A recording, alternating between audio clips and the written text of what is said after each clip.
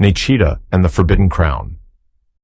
Long ago, in the great kingdom of Zoruba, where the sun kissed the golden plains and the rivers sang to the winds, there lived a girl named Nechida.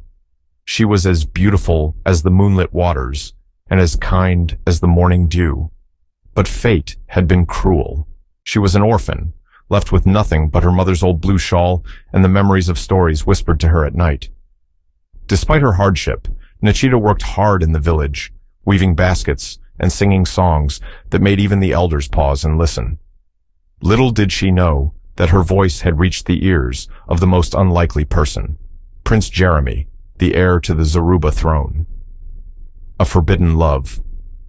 One day, as Nechida carried a basket of woven fabrics to the market, a royal procession passed by. On his tall black horse, Prince Jaremi's eyes caught hers, and something inside him shifted. He had seen the finest women in the land, but none as enchanting as her.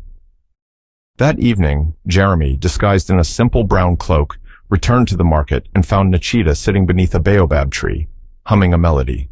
"Jaremi, your song carries the wind. Who taught you such a tune?" Nechida, smiling shyly. "My mother. She said it was sung by the stars to those who listen with their hearts." Jaremi sat beside her, captivated. They talked for hours, their laughter blending with the rustling leaves. And in the days that followed, their love grew in secret. But their happiness was short-lived.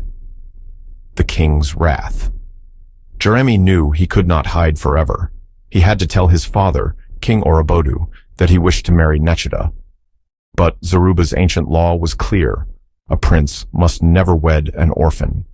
To marry someone without lineage was to bring misfortune to the throne. When Jaremi stood before the king and declared his love for Nechida, a heavy silence fell over the court. The king's eyes darkened with rage. King Orobodu.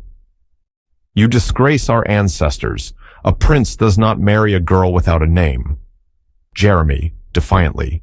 "She has a name, father, and a heart purer than any noble's." The elders murmured, shaking their heads. But the king's judgment was swift. "If you insist on this foolishness, she must pass the trial of the ancestors. If she fails, she shall be banished forever." Nechida, hidden behind the palace pillars, clutched her mother's shawl. She had heard of the trial, a night spent in the Cave of Whispers, where spirits tested one's soul. Many had entered, few had returned. The trial of the ancestors.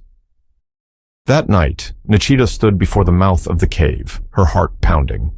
The villagers whispered, waiting for her to turn back. Even Jaremi's face was pale with worry, but Nechida stepped inside. The darkness swallowed her whole.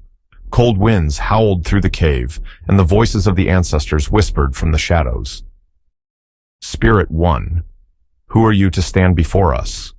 Nechida, steady. "I am Nechida, daughter of no one, yet child of the earth." A deep laugh echoed. "Spirit 2, a child of the earth?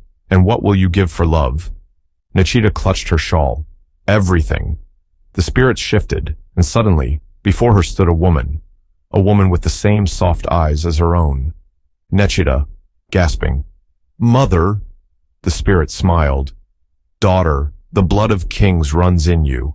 Your mother was of the lost clan of Omenka, banished long ago. You are not nameless. You are the last of a royal line." Tears streamed down Nechida's face.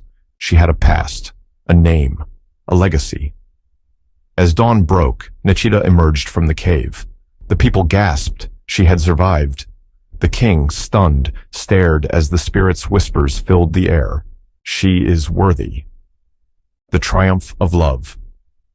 Jaremi ran to Nechida, lifting her into his arms.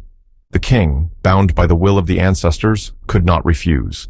He lowered his head, King Orobodu, softly, then let the wedding be prepared. And so, Nechida, the orphan girl who had no name, became Queen Nechida of Zoruba.